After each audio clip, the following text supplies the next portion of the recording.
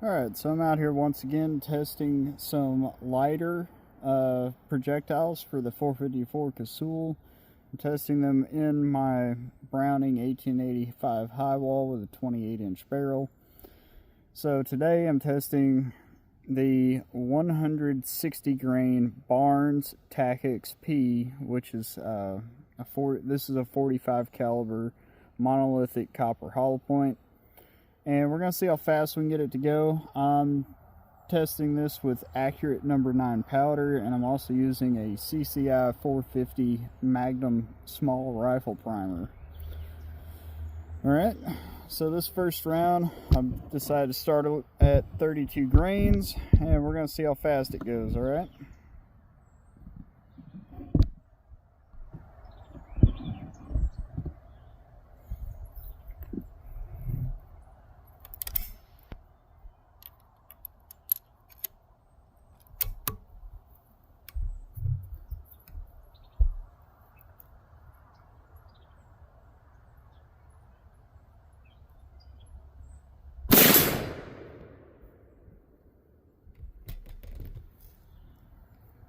$18.78. So that's a little light. That's a little slower than I was expecting. Looks like we did not get very good powder burn ignition on that. So I'm going to load up another one of these and see what happens. Alright, test number 2, 32.5 grains. See if this works a little better.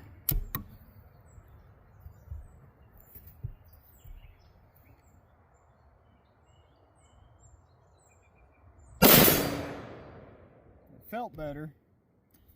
2442.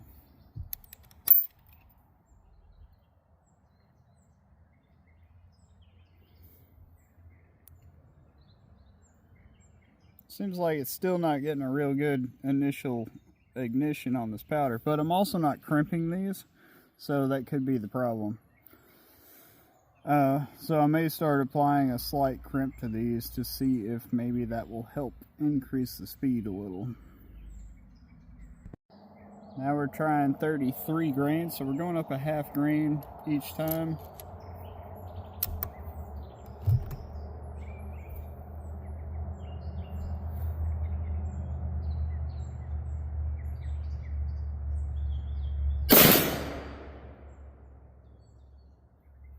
$25.38. Oh, look at that too. A lot less unburnt powder on the outside of the case, so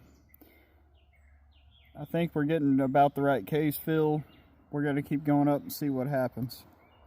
Because right now the primers are not flat at all. They look fine, so we're definitely not seeing any signs of pressure, but we are starting to see signs of powder actually getting efficiently burnt, or more efficiently burnt with more powder. So I'm going to 33.5. Alright, 33.5 grains. Man, look how massive that hollow point is. That 45 caliber monolithic copper hollow point. 160 grains, 33.5 grains of powder.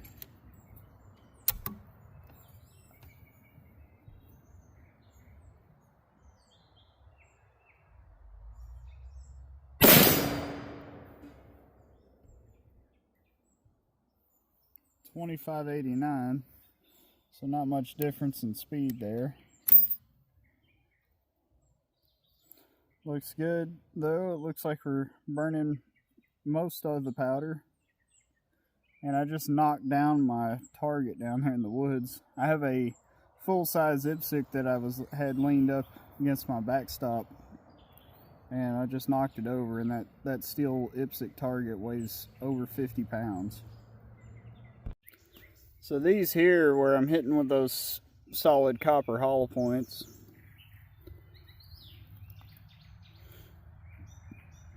these were some different loads I was testing the other day, but these are the solid copper hollow points right here, those 4.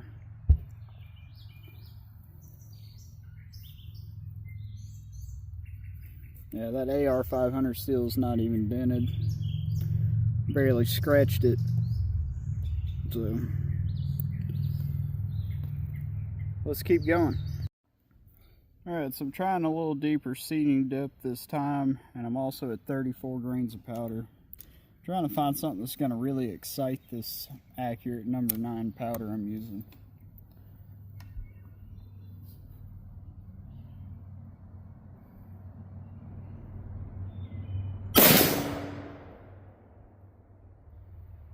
.26-23, so we picked up a little bit of speed there.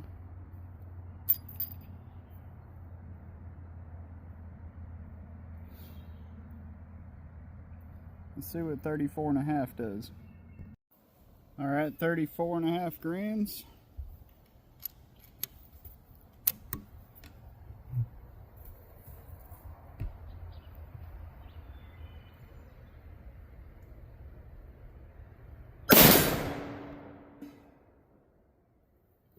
.2674.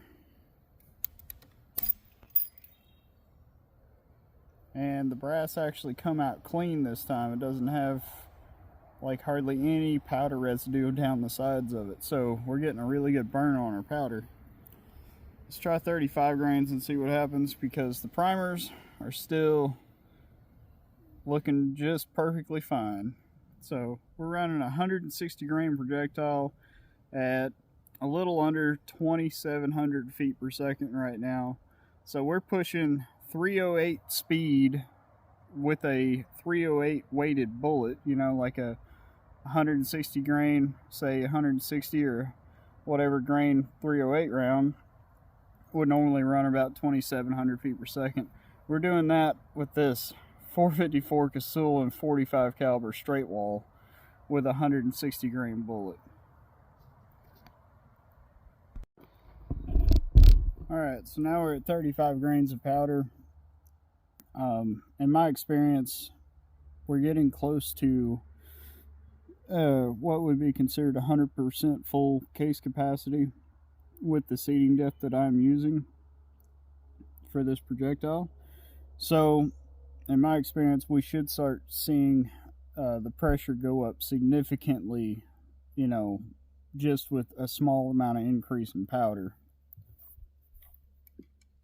More pressure generally means more speed.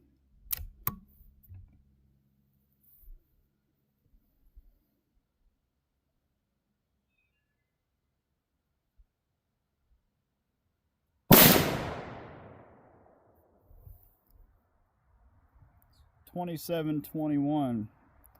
So we picked up nearly, what, 40-50 feet per second there. And the primers are still looking pretty good. Brass is still looking pretty good. Let's see what happens at 35.5 grains. Alright, so now back at it again. 35.5 grains of powder.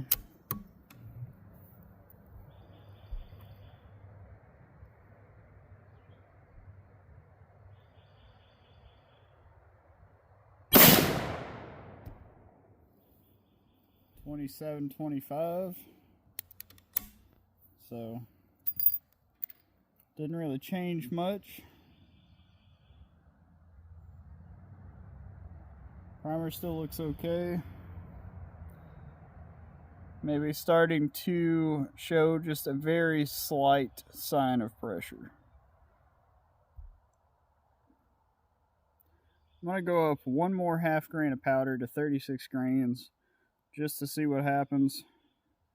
I would not do this with any other firearm other than this Browning high wall here. This is a falling block action, so it's one of the strongest action designs ever produced. And you can do more research on that in your free time if you'd like. But we are testing rounds today. Alright, an even 36 grains of powder. 160 grain projectile.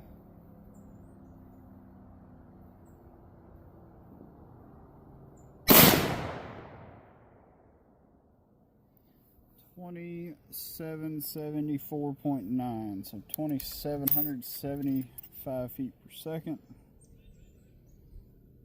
And crazy enough, the primer actually does not look any different than it did on the last one.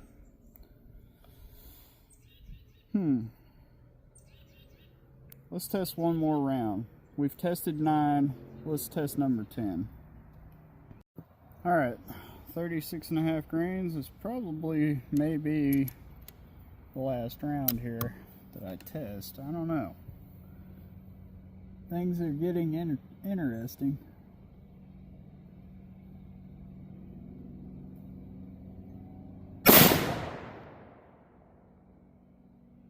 $27.68.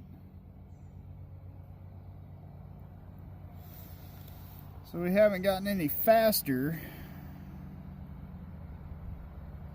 Maybe we'll test one more at the 36.5 grains and we'll add a crimp to it. What do you think? A slight crimp.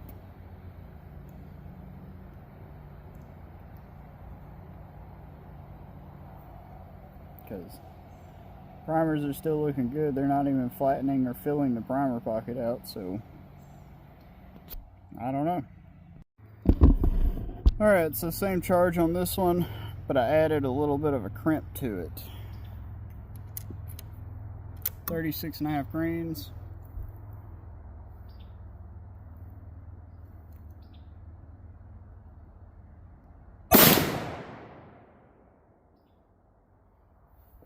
$27.97. It seemed to help a little bit.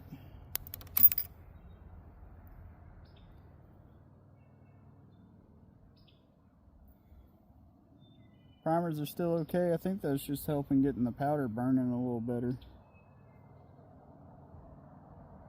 Man, 160 grain, 45 caliber bullet, 2,800 feet per second. Alright, here's the last one, because I don't think we're going to get much faster at all, but it's same load, 36.5 grains with a little bit of a crimp.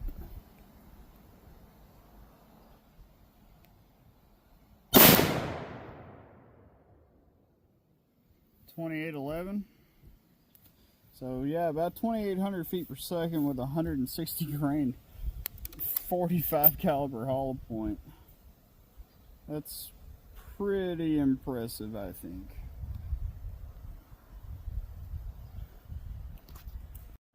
So I come down here to check this target out after the last couple of rounds I did, which actually the last few, 4 or 5, I didn't shoot into the steel. I just shot into the backstop here.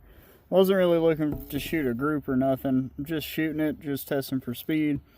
But I hadn't seen these two impacts, and you can see the mouth of that hollow point imprinted in this AR-500 steel. So when I was getting up there around 2,800 feet per second ish, 2,750 or so, it actually friggin' started doing some damage to this AR-500 steel with those solid copper hollow points. Like, you can scratch your nail on that and your nail will hang in that little ring there. It's not dented or warped or anything. It didn't bend the steel. You know, there's no bulging or nothing. But it did actually etch the front of the steel, which is pretty crazy. And this steel is at 50 yards from where I'm shooting from. So the milder loads were not really starting to do anything, maybe right there. And then as the loads got faster, they started climbing up, you know, higher and higher. Less drop, shooting flatter, obviously. And then these last couple ones actually started imprinting into the steel. So that's pretty interesting. And you can see the flash around it. Like if you look at one of these versus one of those, this flash is a lot smaller. Even though it's the same bullet, it's just two different velocities here. So this was a lower velocity, that was a lower velocity, and then these were, I guess they reached a certain threshold in speed and start actually causing some damage to the steel, which is really pretty interesting. These impacts here are actually from the 454 as well, and using some monolithic 250 grain Barnes TTSX. They were actually designed for the 450 Bushmaster, but I was using those bullets in the same rifle, and I'm running those around 2,300 feet per second. They don't really etch or do anything to the steel. Still very smooth, but you know, when you get up around 2,800, 2,700, probably at 50 yards, these are hitting about 2,500 feet per second at 50 yards, and they start actually doing a little bit of damage to the target. I just thought that was pretty interesting. Thought I'd share that with you guys. Alright, so let's review a few things. Specifications on this, the recipe as it were. I'm using accurate number 9, and I quit at 36.5 grains of powder, and my cartridge overall length was 1.8200 inches. Alright, I'm using, for the projectile, I'm using the Barnes 160 grain Tac-XP. These guys here, and these are solid monolithic copper hollow points, which means they are solid copper and a big hollow point. And then for a primer, I'm using CCI Magnum small rifle primers, the number 450. And then for brass, I'm using Starline brass. And this stuff has all been fired before multiple times, so it's not once fired, it's probably twice fired or 3 times fired brass. Another thing, when I started this, a lot of people really concern themselves when they're reloading with building too much pressure and potentially damaging their firearm and potentially damaging themselves. But another major concern that really nobody thinks about is possibly not having the load right, and then possibly not actually igniting the powder sufficiently, which could result in a hang fire, or you know, just enough ignition of the powder that pushes the bullet into the barrel but not all the way down and through the barrel. And in that case, it's also extremely dangerous, because you could have a projectile stuck inside the barrel, and in which case, if you were to fire the gun again and have another round that actually performed correctly, that projectile traveling down the barrel would impact the projectile stuck in the barrel, and you could also seriously damage your firearm, and then also could seriously damage yourself. So there, you know, most people are concerned with too much pressure and too much power and all that damaging the firearm, but really another major concern is too little pressure and too little ignition temperature. And case in point, that first round I tested with 32 grains of the powder, it did not ignite properly, and you can tell by the signs here with how much powder is unburnt on the side of the case. I actually had powder hit me in the face when I shot that, and I kind of, you know, initially was like, what the heck, was unsure what happened, and then I realized, because I've done this long enough, that classic low ignition of the powder, and it wasn't fully burned. The second load with a little bit more powder did a little bit better, but still very not safe here. So that's at 32.5 grains. At 33 grains, now we're looking better. Okay, and then at 33.5, again looking about the same. And 34 grains, still, even at 34 grains, I had a little bit of unburnt powder there. But once we got above 34 grains to 34.5 grains, and then 35 grains, and 35.5 grains, and 36 grains, and then the last two at 36.5 grains each. Now we're getting really good burn of the powder and we're not having issues, but we also are not seeing signs of pressure on the primer. So I'm getting 2,800 feet per second at that load out of the 28-inch Browning. I don't necessarily want to push it and try to get, go a little faster. Obviously, like GRT was saying, I would overpressure this round at about 35 grains of powder, but obviously we're not overpressured at 36.5, and I think the reason why is because of the diameter of the projectile is 0.451 inches. You can see right there, 0.451, and most bullets designed for 454 Casull are 0.452. So what I think is happening is we're getting a little excess gas passing around the bullet as it's going down the bore, and it's relieving some of the pressure that potentially I could be making if they were 0.452. So at this load with a 452 bullet that's 160 grains, I would be willing to bet that it would be a much higher velocity, not just a ton higher, but significantly higher velocity than what I'm seeing at 2,800 feet per second. I would guess that it's probably in the ballpark of about 3,000 feet per second, and probably is actually overpressured at that point. So there's a lot of factors to keep in mind when doing this kind of testing. If you decide to reproduce this and use the 160 grain Barnes Tac-XP hollow point and the accurate number 9 propellant in a 454 Casull casing or a 460 casing, if you want to do that, I would recommend starting at about, at least for the 454, starting around 34 grains of powder. That seemed to be a safe starting point. Starting below that amount of powder seems to be an issue unless you change your seating depth. If you shorten these up and seat them a little deeper, that will increase the pressure and increase, the efficiency of burning the propellant. But if you seat them out longer, you really probably need to start at a little higher amount of powder. But that's just my 2 cents. That's just my experience and my knowledge. Obviously, when you're experimenting in this manner, use every sense of caution that you have, and use every bit of knowledge that you have, and use every bit of research that you can get your hands on, because the life you save could be your own.